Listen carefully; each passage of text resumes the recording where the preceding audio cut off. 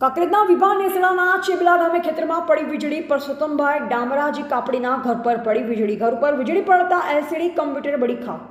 ઘર પરિવાર ખેતરમાં કામ કરતા જાનહાનિ ટળી અંદાજે 2 લાખથી વધારેનું થયું નુકસાન.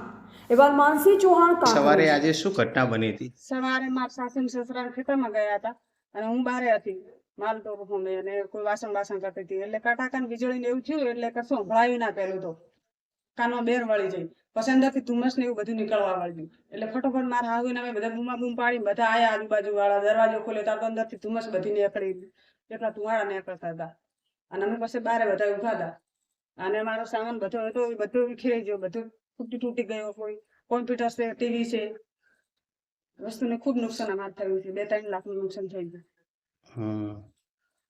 કેટલું નુકસાન થયું છે? 2-3 લાખનું નુકસાન હાલમાં થઈ ગયું છે. પત્ર સિવાય અમારે બીજો અંદર ઘરવાળા રિપેરિંગ કામ કરતા લેપટોપ કોમ્પ્યુટર એ બધો સામાન હતો અને આ ઘરમાં જે વસ્તુ હતી બધી તૂટ થઈ ગઈ. ઉપરથી પત્ર તૂટી ગયા, પત્ર પડ્યા એટલે બીજા ઘરને નુકસાન કર્યું એમ છે. એવું બધું નુકસાન થયું છે. જે અહીંના જે કોમ્પ્યુટર ને પણ નુકસાન થયું છે? હા, કોમ્પ્યુટર, એલસીડી કેટલાની હશે?